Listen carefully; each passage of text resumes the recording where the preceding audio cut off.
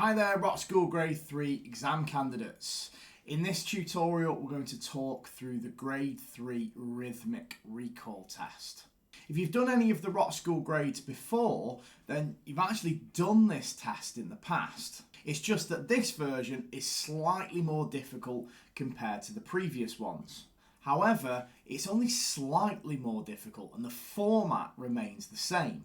What I mean by format is that the examiner is going to play you a recording of a guitarist and a drummer playing at the same time, and the guitarist will be playing a rhythm on the open low E.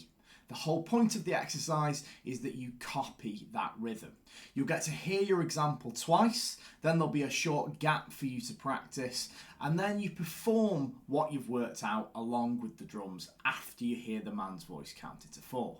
The examiner will then approach you with a piece of paper which has 2 printed examples on it, and you simply choose the one that you think you just played. This is marked out of 5, and believe me, getting 1 or 2 in this test is a good result. So you should put the time in to try and make sure that that happens. If you get any more than 2 marks, you're doing really well. As with other things that we've covered in regards to preparing for your grade exam, there's a 5-step process that you need to follow. Step number 1, the first time you hear your example, you need to listen with your eyes closed. This will help you concentrate. And make sure that you just listen to the guitar, because the drums are there simply to keep the guitar in time. Step number 2, the second time you hear your example, try to hum along with what the guitarist is playing. This will help you remember how it goes. Step number 3, hum and play as soon as the gap starts so that you don't forget how it goes. Step number 4, perform after the man's voice counted to 4. And then step number 5, choose from 2 printed examples shown to you by the examiner. I'm going to finish this tutorial with me completing a rhythmic recall test in real time. And I'll go through the 5 steps as I go so you can see how it all links together.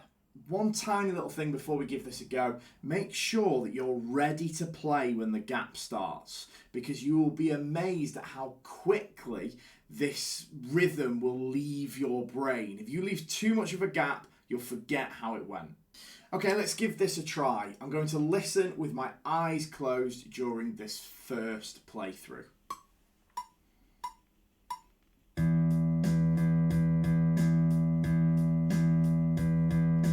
I'm going to hum along.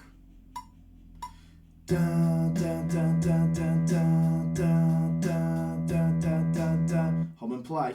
Da, da, da, da, da, da, da, da, da, da, da, da. I'm going to perform. 1, 2, 3, 4.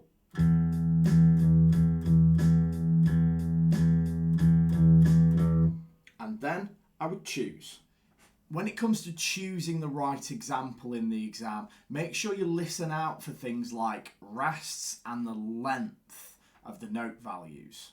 If the example that you get on the day had some rests towards the beginning or towards the end, and one of the examples that you're shown has rests at the beginning or towards the end and the other one doesn't, then choose the one that's got the rests at the beginning or at the end.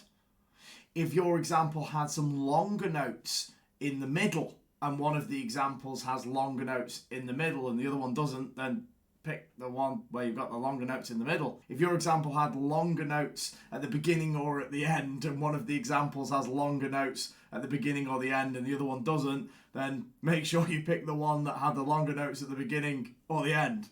Try not to overcomplicate this. I hope you found this tutorial useful, and please do subscribe to the Amplified Music School YouTube channel.